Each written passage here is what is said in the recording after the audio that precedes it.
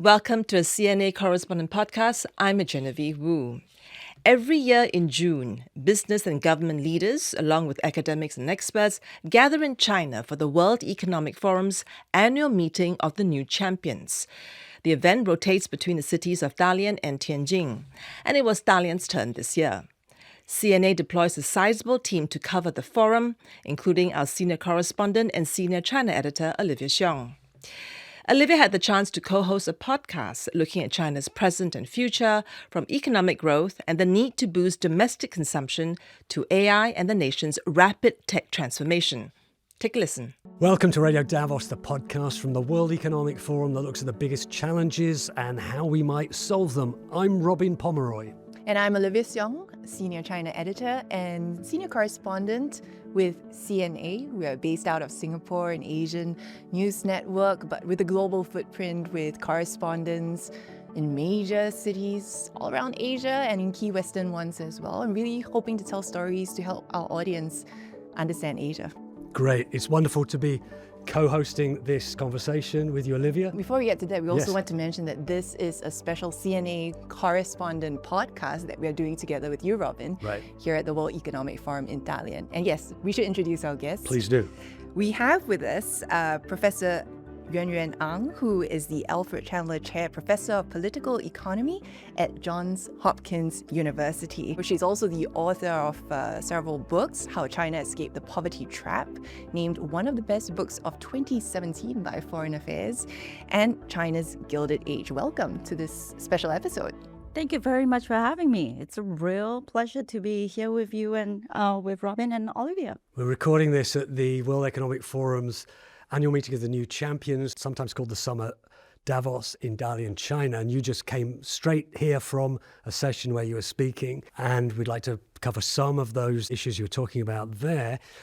I was researching some of the things you've said in the past, and you've adopted this word. We used to talk about the polycrisis, and if you're able to remind us what that was, but you've said you've kind of evolved that into the polytunity. Tell us what those two words mean. Sure. The term polycrisis was actually popularized at this very forum. It was by Adam Tools at the World Economic Forum in 2023. That was the time when world leaders felt a great deal of anxiety about world affairs. So the term polycrisis, which means that we have this entanglement of global threats around us, resonated with world leaders, and it took off, and it stuck. And I am proposing that we should flip that term, because the idea of a polycrisis is, frankly, fear-driven, paralyzing. So yes, you have a name for fear. That's a good start, but you need to go beyond that. But more importantly, the idea of a polytunity comes from a certain realism. And maybe because I'm a Singaporean, Singaporeans are sort of proud to be realist and practical. And the realist in me tells me that at a time of global breakdown, it can be scary for some, but it actually is also a rare opportunity for deep reflection and transformation. And if you think about this, in normal times, we don't like to make big changes. It's hard. It's risky. So we'll continue with business as usual, no matter how broken things are. And sometimes we actually need to be forced to change. So this moment where multiple things seem to be breaking down at once, from the Western-led global order to deglobalization to climate change, that gives us an opportunity to actually carry out deep transformation. And that deep transformation, in particular, is going to come from the global majority, the rest of the world. In the past, solutions, memes, agendas were set by a small number of countries, right, who ruled in the last 2 centuries. And one of the realities of our times is that that has drastically changed. Power has shifted not only to China, but to Africa, Asia, Latin America, we have more voices, which is a good thing. And so in many ways, I think the term polycrisis is more of a polycrisis of Western decline. Not a critique of the West, just a statement of observation. But for the rest of the world, yes, there's a great deal of uncertainty about where we are going, but the time of global breakdown is also a time for radical shifts. And we can see that in the context of China itself. For China, the breakdown of the globalization order that has allowed China to do export-led manufacturing and prosper, that was a great thing for China. In a sense, it also trapped China because it became so good at making consumer goods, the shoes, the toys, the toasters, that it kind of got stuck playing that role. And despite state efforts to compel, pressure Chinese companies to climb up the value-added chain, to do joint ventures, to do fundamental R&D, those efforts never really worked. Because why would you really do the hard thing when you make so much profit from doing consumer manufacturing? So in a sense, when China and the US had this head-on competition starting around 2016, it was, from China's perspective, must have felt quite dangerous, threatening. But it was also a opportunity for China to say, you know what? Oh, maybe it's time to fundamentally rethink China's role in the global economy. And that's where you began to see many of the changes that I just discussed at the last panel, the 14, 15, 5-year plan, where China thinks, okay, we are good at making shoes, toys, toasters, but we really would also like to make advanced materials, airplanes, quantum computers, and given that the state of the world is in disorder, anyway, let's take advantage of that and do the hard thing. You're speaking of this change that we are seeing from China, also its approach. And we heard from the Chinese premier at the opening plenary in his speech, in which he pushed against that characterization. He said Western narrative specifically of the China shock 2.0, instead recasting it as China opportunity 2.0. What do you make of that reframing from the country's second highest ranking official? You know, like I said, we tend to see sort of production and consumption as two separate buckets. The point that I was trying to make at the panel is that they are completely intertwined together. The real challenge of China today is not just a growth slowdown, it's not just geopolitical tensions, it's in particular what I call China's economic paradox, which is that the high-tech advances are real and they are impressive, but they are coexisting with a broad economic slowdown, right? And so China is making these EVs, right, advanced materials, and if you don't have a domestic consumption power, then they have to go out. They have to go to Southeast Asia. They go to South Africa, as one of the audiences, right, asked a question about these very high quality and cheap Chinese EVs in South Africa. For other countries around the world, it's legitimate for them to ask, well, if your products are so good for you, what are we going to make?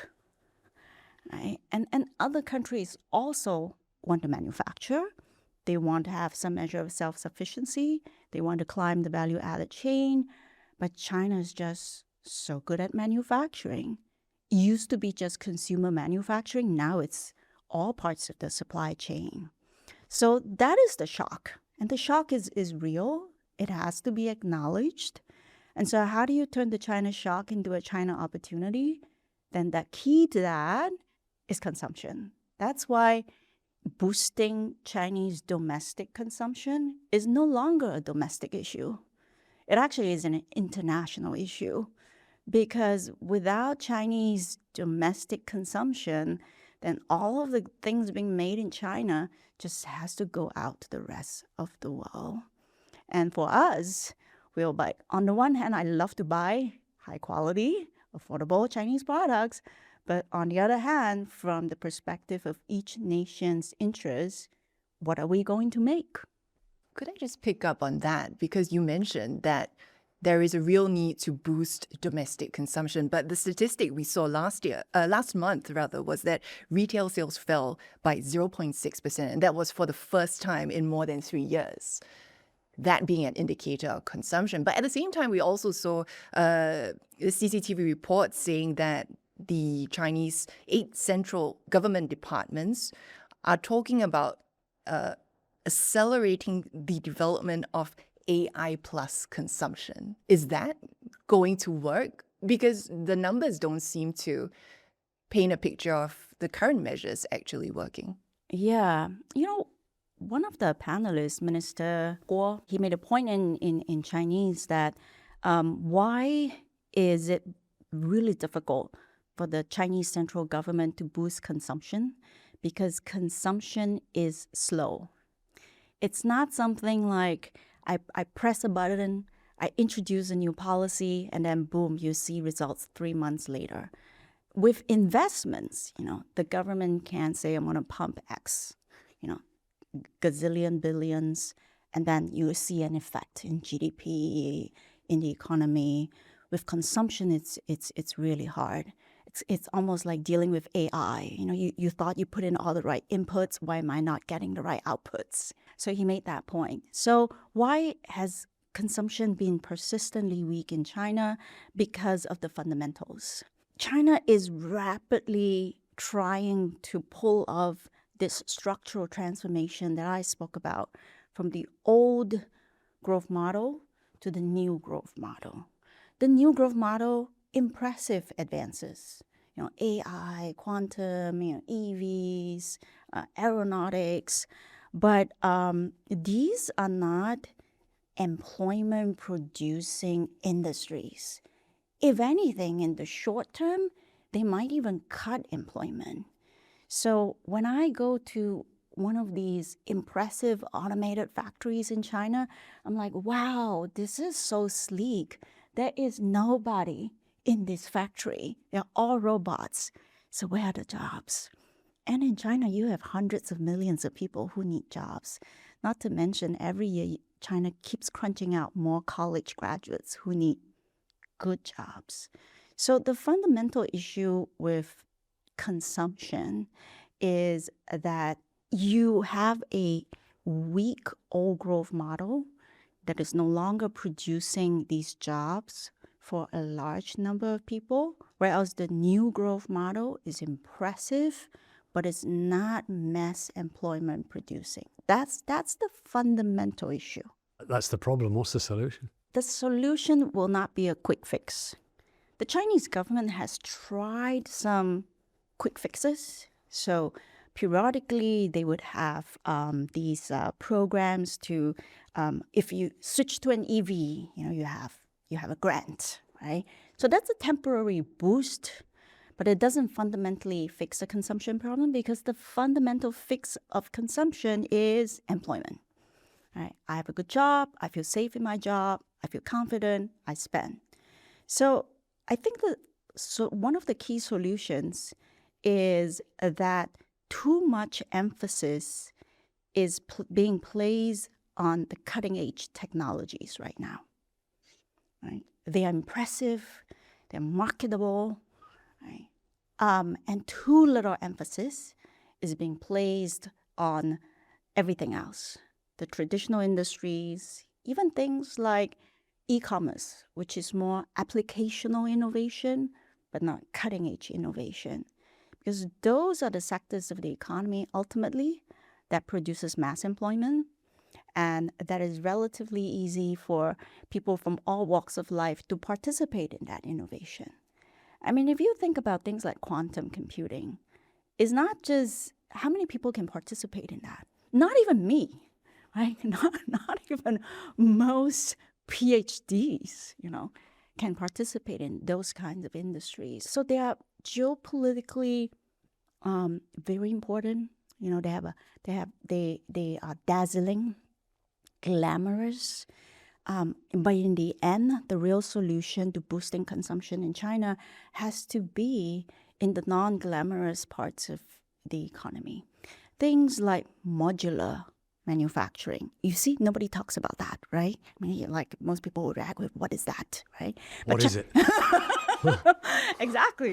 What is modular manufacturing? Yeah, China is very good at modular manufacturing, which means that in the past, manufacturing had to be done on a gigantic scale. You have MNCs, they build gigantic factories, and you produce one thing, in millions of parts. Now, because China has such a comprehensive supply chain and it's so nimble, an entrepreneur from any part of the world, Switzerland, Singapore, can go to Shenzhen and say, I want to prototype a new product, and can I make a small batch of it? And in China, you can do that. It's relatively fast, it's cheap, and it allows a lot of people to participate in that manufacturing activity. But you see, we don't talk about that, right? Because it's not fancy, it's not glamorous, it doesn't win China geopolitical chips, right? We much prefer the headline, AI, quantum, dancing robots. Right? So that's a divide, In the end, the real solution to consumption in China has to come from humble innovation. Humble in the sense that everyone can participate, the barriers of entry are low, we can integrate that easily into our lives. Glamorous innovation, also important, but only for a very particular context. I wonder if that's the case in the West as well, though. Everyone's very excited. Not really? Because I agree. No, I agree. You do agree, right? It is. Because there's so much money being poured into AI without potentially knowing exactly what the applications for some of these things are. Yeah. Maybe governments and companies are neglecting some of the more humble areas of the economy. I cannot agree more. Coming from Washington, D.C., a lot of people talk about the K-shaped economy in the U.S., K in the sense that it's increasingly divided. The rich are richer, and the poor are feeling more desperate with inflation, employment pressures, and so on. And in the U.S., you see the tech companies are becoming ever more powerful, while ordinary Americans are fed up with data centers being built around them and using up their water. And so you have this polarization within the U.S. Coming here over to Summer Davos, I was surprised that the Chinese are also using the language of the K-shaped economy. So despite seeming to be rivals, this is one of the themes I've always stressed. China and America have a lot more in common than most people realize. I wonder, though, what I'm hearing is that you're saying that this consumption drive is going to take time for us to see the results. Yes. So then I want to ask you about China's new 15th five-year plan that begins from this year. Are you seeing signals that it is preparing for this long-term transformation when you compare it with previous five-year plans? Yes. As I said, if you look at the 14th five-year plan, the focus was singular. We're going to do cutting-edge technology, right? It's called new productive forces at the time, right? So that was the singular goal. If you look at the 15th five-year plan, consumption has been added on top of it. And as I tried to explain, it's not a trivial add-on. It's a necessary, right, add-on. And if you look at more recently, the central government's economic work conference, again, these two themes are brought together again. So at the highest level, I believe there is a recognition, right, that production and consumption are not separate. And if China continues to dominate in manufacturing, then other countries will feel the shock, right? And when they feel the shock, then the Chinese production cannot be sustained, right? So this is where the consumption part becomes necessary for enabling the production to continue. I think you had an interesting analogy for how Yeah. big a shift this is for China. Could you help us put that into Sure. perspective? The analogy that I used was that 5-year plans have always been, of course, a key policy guiding document in China. But in the past, 13 5-year plan and before, it was as if you were driving straight ahead, autopilot, with some adjustments every 5 years, of course, right? And the reason for that was because those 5-year plans were operating under the old growth model where the paradigms have already been defined, right? Global integration, FDI, exports, real estate, construction. So within these parameters, you tweak every now and then, but you know the destination. Just keep going ahead, right? Now, why is it that from the 14 and 15 5-year plan onward, all of a sudden it's getting a lot more attention? And in fact, the central party leadership is now personally supervising, drafting the 5-year plan. It has, in China's political system, been elevated, as a signaling tool. And the reason for that, to use the analogy of driving, is because from the 14 5-year plan onward, it's as if China put its hand firmly on the steering wheel. It's a very heavy steering wheel because we're not talking about a light sedan, not even an SUV. It's a gigantic tanker, and China is trying to make a right turn. Right? It's a structural transformation of the growth drivers, right? Not just GDP in terms of quantity, but GDP coming from the most high value add innovation sectors, which China has put off for many years because it had benefited from the old game of globalization. So that is why all of a sudden everyone is talking like the 5-year plan is cool again, right? Everyone's talking about it, right? And that's because it captures, right? It captures this right turn that China has been trying to make since the 14 5-year plan. Explain what that right turn involves, and it's this more high value, super high tech thing. Is it also the concentration on domestic consumption as well? Is that part of the right turn? There are two levels. Right. The first transformation is from quantity of GDP to quality of GDP, hence the term new quality productive forces. So in the past, China had, and it was normal for China to have 7, even 12% GDP growth, but a lot of it just came from low-hanging fruits, right? Just low-end manufacturing, overcapacity in real estate, build and then demolish again, a lot of environmental pollution as a result. So there was little regard for the quality of growth. From the 14 5-year plan onwards, there was a very clear signal from the central party leadership. We don't want that kind of growth anymore. We want to have high quality growth. So that's level 1.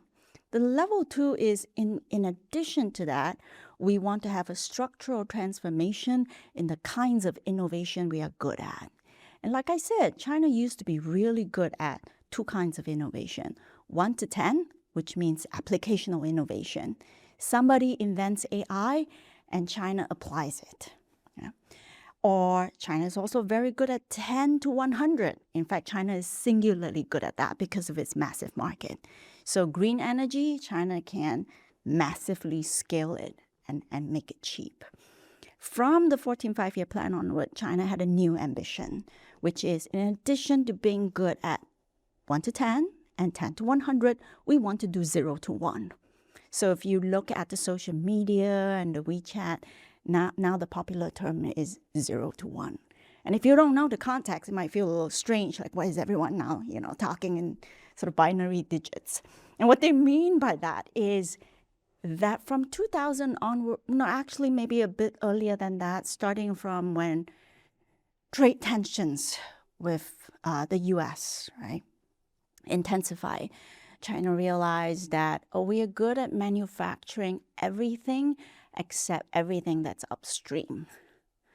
And so when the US cuts off supply to chips, China finds that it was helpless. And so it realized that it has to move upstream. So 0 to 1 is really that sort of upstream innovation. That's where the new ambitions lie. I know this is a bit of crystal ball gazing. Okay. Sharp right turn for the 14 and 15 5-year plan. 16th 5-year plan. What's the direction? All right. That is a good point. I hate to say recommendation because it feels like so arrogant. But the point I was trying to make is that you can only solve the consumption problem by making sure that you are doing all kinds of innovation and not just pouring every cent you have into 0 to 1 innovation, because that doesn't produce jobs. Yeah. And that means having to also alter bureaucratic incentives in China, which is very important. Right now, try to imagine being a Chinese official. You read the 5-year plan, and it's pretty clear to you what's important. So why would you try to revive real estate or some traditional, economy? That's not going to make yourself look particularly marketable, right? Right? You want to stand out by saying, I have a flying taxi. Right? Or I have dancing robots, right? So you have this issue of, you also have to deal with this issue, particularly in China, because the implementation is done at the local levels, that there has to be incentives for the local officials to balance the economy across all types of innovation, and in particular focus on employment boosting innovation. It might be hoped that some of that lower quality mass-produced manufacturing might migrate from China to less developed countries. Yes. There's not much indication that will happen, particularly as it's automated, particularly because you've got a lot of unemployment here. We'd still need these jobs in China. How do you see China's role, either good or bad, in developing countries that need manufacturing, need jobs, need new technologies? In fact, that migration is happening. There are many Chinese companies moving overseas. Just spoke to one entrepreneur who specializes in connecting Chinese companies who want to move to Southeast Asia. So that migration is happening. It's also an essential part of diversification and risk management for Chinese companies. But for countries in Southeast Asia, perhaps certain countries might be content taking over the low-end consumer manufacturing, but you have countries like Malaysia has aspirations in doing some semiconductor manufacturing, right? Other economies also want to make their own cars. Even Vietnam wants to make its own EVs. And so the question for them is the one being asked by the audience from South Africa in the previous session. He's like, with all of these high quality, affordable Chinese cars, why and or how can our country make our own cars or other high value desirable products? Is there an answer to that? Maybe it's the joint ventures or Chinese investment in those places? I think that the ideal answer would be that Chinese consumers also buy from them. Right. Robin, Right. Give and take. also can't let Professor Ang go, given her unique position researching China, but being based in the US. China-US relations always comes up, the two superpower rivalry, but the relationship has stabilized following President Trump's visit to Beijing, and we're expecting more meetings in the year ahead. Yeah. How do you expect that to play out in relation to China's trajectory, its 15th 5-year plan? How much of that relationship is weighing on how China is navigating its next chapter? It's a very encouraging sign. I think the last visit that at least the relationship feels much more amiable. But the competition will go on and on, right? Everyone knows that. I think the difference, if we compare it, I think the trap that often happens, particularly in Washington, D.C., is the Cold War mindset. And as my colleagues, as my American colleagues often remind me, the people making decisions in America today, they lived through the Cold War. So that's the mindset that that they're familiar with, right? So they think in terms of zero-sum competition. They also have this expectation that, like in the Cold War, the end game is that one side will fall. And then you have complete victory, you have a big party, and then yay, right? It's like a sports competition. But that's just not the reality anymore. The two big powers are in a competition where I think it's possible that there will be no end game, no clear victor for a long time to come. It's also a new world where the rest of the world is no longer just passive, and weak and sort of pressured into picking sides. So every single, Singapore in particular, but also everyone else is saying, we're not going to pick sides. We're going to do business with both great powers, however, it fits our interests. And for the U.S., that's also a new reality to adapt to. Right? So this is a very different international context in which U.S.-China competition is playing out. At Johns Hopkins, I run a forum called the Multipolar World and U.S.-China Forum, where we invite experts from across sectors to discuss U.S.-China relations. But I deliberately put the multipolar world in front because I think too often when we have discussions about U.S.-China, it's so centered on Washington and Beijing. And we need to step back and realize we're kind of in a different world where everyone else matters as well. Everyone else wants to have a voice, and they have more agency today than they ever did in the 20th century. So that's the new world that we are living in. And so that's why if you sit here and moan about the polycrisis, it doesn't resonate with the rest of the world. For the rest of the world, the reality is mixed, risks, dangers, but also tremendous opportunity that they never had in the last century. Professor Yuen Yuen Ang, thanks very much for joining us. Thank you very much. Radio Davos is available wherever you get podcasts or at wef.ch/podcast. Also on the World Economic Forum's website, you can see all the sessions from the AMNC 26, including the one with Professor Ang that we've talked about. And this has also been a special episode of the CNA Correspondent podcast, where you can get it on wherever you find your podcasts, on whichever platform that may be. This was fun. Great. Thanks from Olivia and from me. Thank you, Professor Ang. Thank you very much. Thank you for listening and watching, and we'll see you next time. And that was CNA Senior Correspondent and Senior China Editor Olivia Siong, co-hosting a podcast with the team at the World Economic Forum in Dalian, China in June. I'm Genevieve Wu. Thanks for listening and watching the CNA Correspondent podcast. We'll see you next week.